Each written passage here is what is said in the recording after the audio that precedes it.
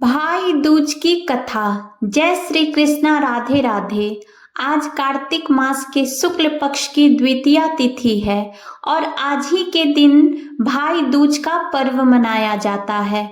कुछ स्थानों पर इसे यम द्वितीया भी कहा जाता है। भाई दूज का पर्व भाई बहन के रिश्ते पर आधारित पर्व है, जिसे बड़ी ही श्रद्धा और परस्पर प्रेम के साथ मनाया जाता है। रक्षाबंधन के बाद भाई दूज एक ऐसा त्योहार है जो भाई बहन के प्रेम को प्रदर्शित करता है। भाई दूज पर भाई को भोजन कराने के बाद पान खिलाने का ज्यादा महत्व माना जाता है। मान्यता है कि पान भेंट करने से बहनों का सौभाग्य अखंड रहता है। आज के दिन जो भाई बहन यमुना जी में साथ में स्नान करते हैं, उन्हें यम का भय नहीं रहता है। तो आज मैं आपको सुना रही हूँ भाई दूज की बहुत ही दुर्लभ 3 कथाएं। इन कथाओं को सुनने से ही भाई दूज का पर्व पूर्ण माना जाता है तथा समस्त मनोकामनाओं की पूर्ति होती है। तो आप लोग बड़ी ही श्रद्धा और प्रसन्नचित्त मन से इन कथाओं को पूरा अवश्य सुने। सूर्य भगवान की पत्नी संज्ञा से 2 संतानें थी, एक पुत्र यमराज तथा दूसरी पुत्री यमुना। संज्ञा सूर्य देव की तेज को सहन नहीं कर पाने के कारण अपनी छाया मूर्ति का निर्माण कर उन्हें ही अपने पुत्र और पुत्री सौंपकर वहां से चली गई। छाया को यम और यमुना से अत्यधिक लगाव तो था नहीं, किंतु यमुना अपने भाई यमराज से बड़ा स्नेह करती थी। यमुना अपने भाई यमराज के यहाँ प्रायः जाती और उनके सुख दुख की बातें पूछा करती। यमुना यमराज को अपने घर पर आने के लिए भी आमंत्रित करती, किंतु व्यस्तता और अधिक दायित्व के कारण भी यम उनके घर नहीं जा पाए थे। एक बार कार्तिक शुक्ल द्वितीय को यमराज अपनी बहन यमुना के घर अचानक जा पहुंचे। बहन के घर जाते समय यमराज ने नरक में निवास करने वाले जीवों को मुक्त कर दिया। बहन यमुना ने अपने सहोदर भाई का बड़ा आदर सत्कार किया, विविध प्रकार के व्यंजन बनाकर उन्हें भोजन कराया तथा माथे पर तिलक लगाया। जब वे वहां से जाने लगे तब उन्होंने यमुना से कोई मनवांछित वर मांगने का अनुरोध किया। यमुना ने उनके आग्रह को देखकर कहा, भैया आप मुझे वर देना चाहते हैं तो यही वर दीजिए कि आज के दिन प्रतिवर्ष आप मेरे यहाँ आया करेंगे और मेरा आतिथ्य स्वीकार किया करेंगे। इसी प्रकार से जो भाई अपनी बहन के घर जाकर उनका आतिथ्य स्वीकार करेगा और इस दिन जो बहन अपने भाई को टीका करके भोजन खिलाए, उसे आपका भय ना रहे। इसी के साथ उन्होंने यह भी वरदान दिया कि यदि इस दिन भाई बहन यमुना नदी में डुबकी लगाएंगे तो वह यमराज के प्रकोप से बचे रहेंगे। यमुना की प्रार्थना को यमराज ने स्वीकार कर लिया। तभी से भाई बहन का यह त्योहार मनाया जाने लगा। अब सुनते हैं यम द्वितीया की दूसरी कथा, जिसे सुनने मात्र से भाई के अकाल मृत्यु नहीं होती है। एक बुढ़िया माई थी, उसकी 7 बेटे थे और उसकी एक बेटी थी। बेटी की शादी हो चुकी थी। जब भी उसके बेटे की शादी होती तो फेरों के समय एक नाग आता और उसके बेटे को डस लेता था। बेटा वहीं मंडप पर मर जाता और बहू विधवा हो जाती। इस तरह उसके 6 बेटे मर गए और 7वें बेटे की शादी होनी बाकी थी। अपने 6 बेटों के मर जाने के दुख से बुढ़िया रो रो कर अंधी हो चुकी थी।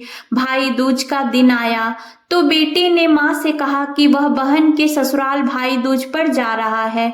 माँ से आशीर्वाद लेकर वह अपनी बहन के घर चला गया।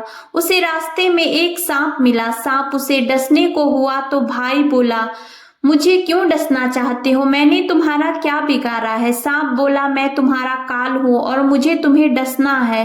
भाई बोला, मेरी बहन मेरा इंतजार कर रही है, मैं जब तिलक करके वापस लौटूंगा तब मुझे डस लेना। सांप हंसने लगा और कहने लगा, आज तक कोई अपनी मौत के लिए वापस लौट कर आया है?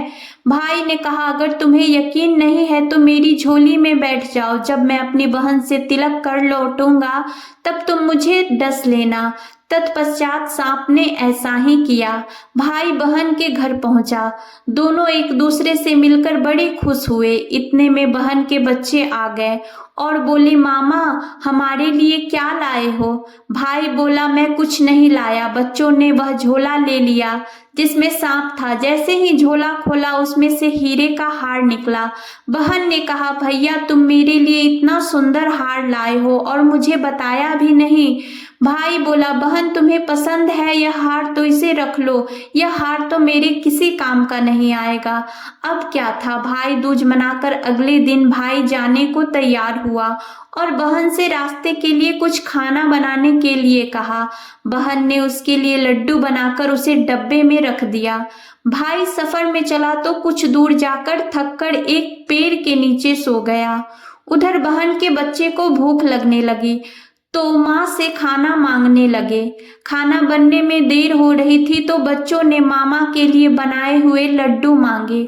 उसकी माँ ने कहा, लड्डू बनाने के लिए थोड़ा सा बाजरा पीसा था, लड्डू तो नहीं है लेकिन चक्की में बाजरा है, उसे ही थोड़ा खा लो। बच्चे चक्की के पास गए तो देखा कि चक्की में सांप मरा पड़ा है, जो शायद अंधेरे में गलती से आटा पीसते समय दबकर मर गया था। यह बात बच्चों ने माँ को बताई तो वह बावली सी होकर भाई के पीछे पीछे भागी। रास्ते भर लोगों से पूछती कि किसी ने मेरा भाई देखा है। तब एक ने बताया कि कोई लेटा तो है पेड़ के नीचे, देख ले वही तेरा भाई है क्या। वह भागकर पेड़ के नीचे पहुंची और अपने भाई को नींद से उठाया। उसके बाद उसने भाई से पूछा, कहीं तूने लड्डू तो नहीं खाए? भाई ने गुस्से में लड्डू उसे दिखाकर कहा, नहीं बहन, मैंने तुम्हारे लड्डू नहीं खाए हैं, थोड़े लड्डू ही दिए थे तुमने, इसके लिए भी तुम मेरे पीछे पीछे आ गई।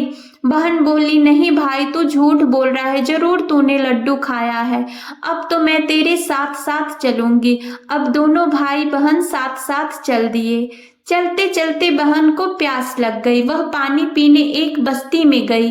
पानी पीकर लौट रही थी तो रास्ते में देखा कि एक जगह जमीन में 6 शिलाएं गड़ी हैं और एक शिला बिना गड़ी खड़ी थी। वहां एक बुढ़िया भी बैठी थी। उसने बुढ़िया से पूछा कि यह शिलाएं कैसी है। उस बुढ़िया ने बताया कि एक बुढ़िया है, उसके 7 बेटे हैं, 6 बेटे तो शादी के मंडप में ही मर चुके हैं, तो उनके नाम की यह शिलाएं जमीन में गड़ी हैं। अभी 7वें की शादी होनी बाकी है।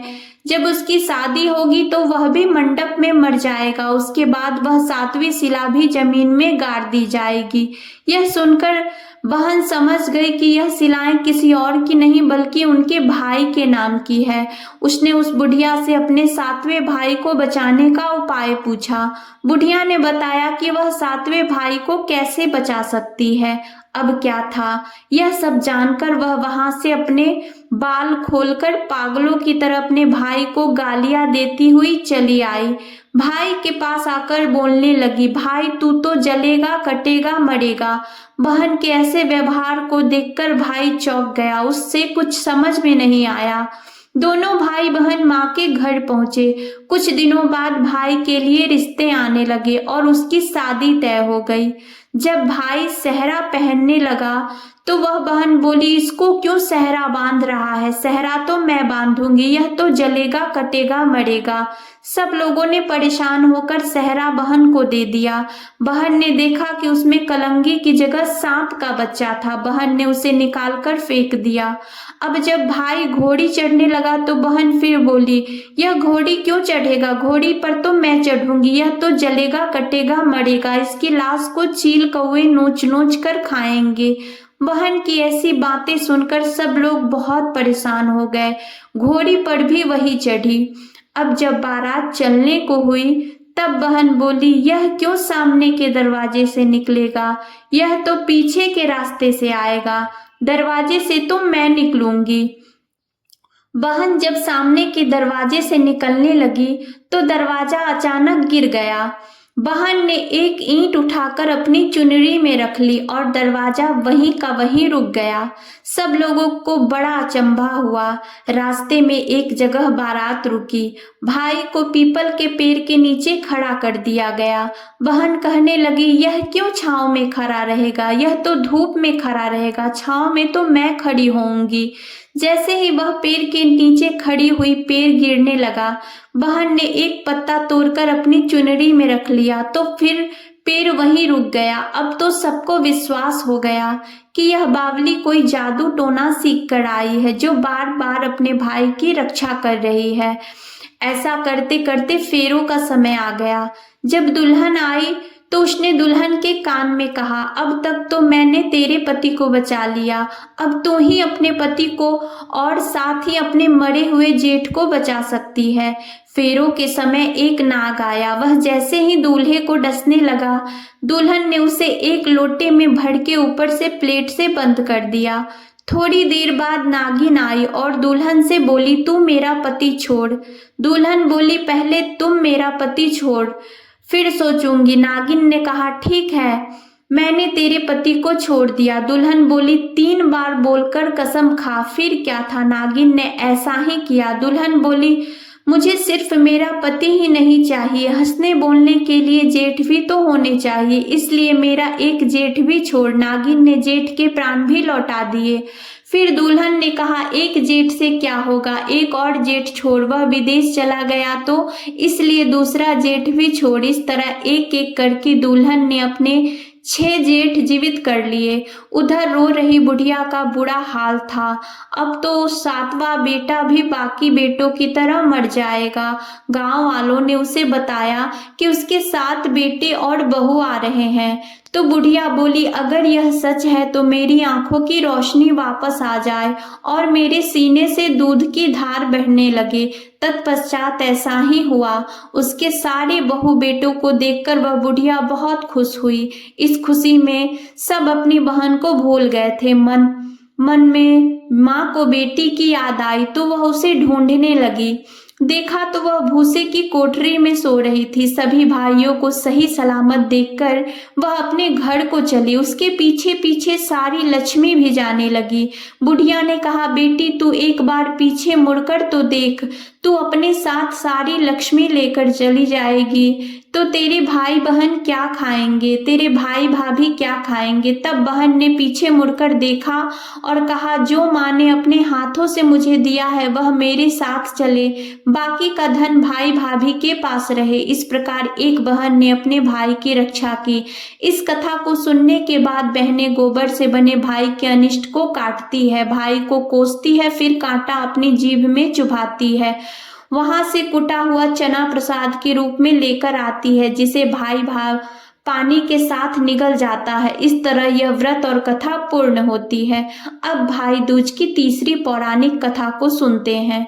एक गांव में 2 भाई और बहन रहते थे। भाई ने अपनी बहन का विवाह बहुत ही धूमधाम से कर दिया और भाई का विवाह हो चुका था। धीरे धीरे कुछ समय बीता और भाई की पत्नी को एक सर्प से प्रेम हो गया। वह एक इच्छाधारी नाग से प्रेम करने लगी। इसी दौरान भाई की पत्नी ने उस नाग से कहा कि देखो, अगर तुम मेरे पति को डस लोगे तो उसकी मृत्यु हो जाएगी और मैं तुम्हारे साथ सुखपूर्वक रहूंगी। सांप ने कहा, ऐसा कैसे हो सकता है।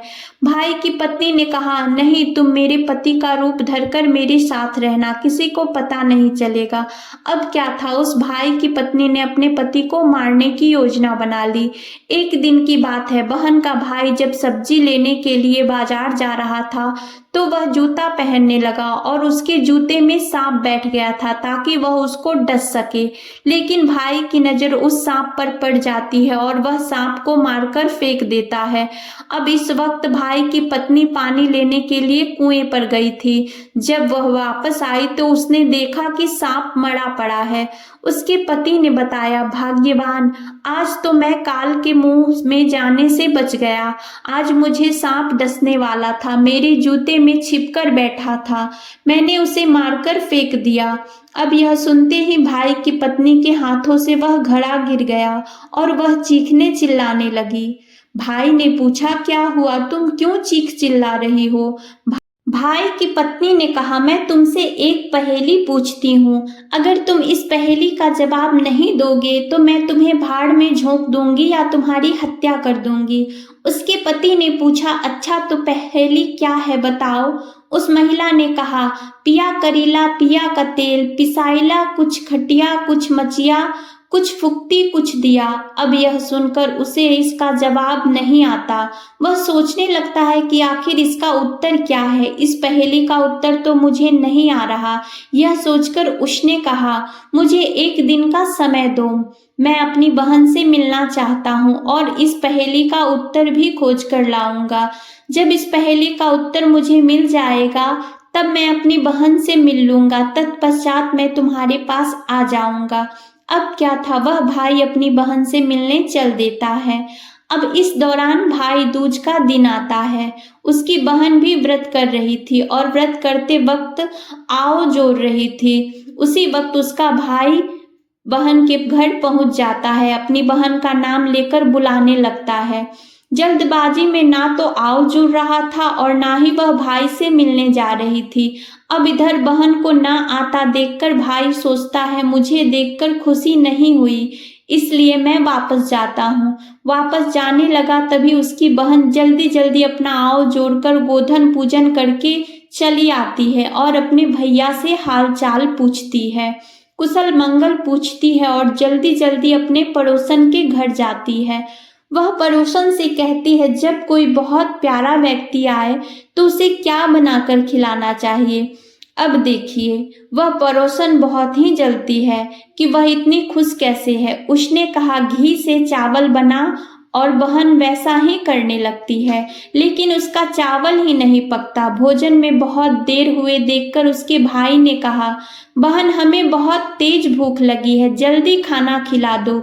उसकी बहन ने कहा, भैया चावल तो पक ही नहीं रहे हैं। जब भाई जाकर देखा तो देखा कि घी में चावल पक रहा है।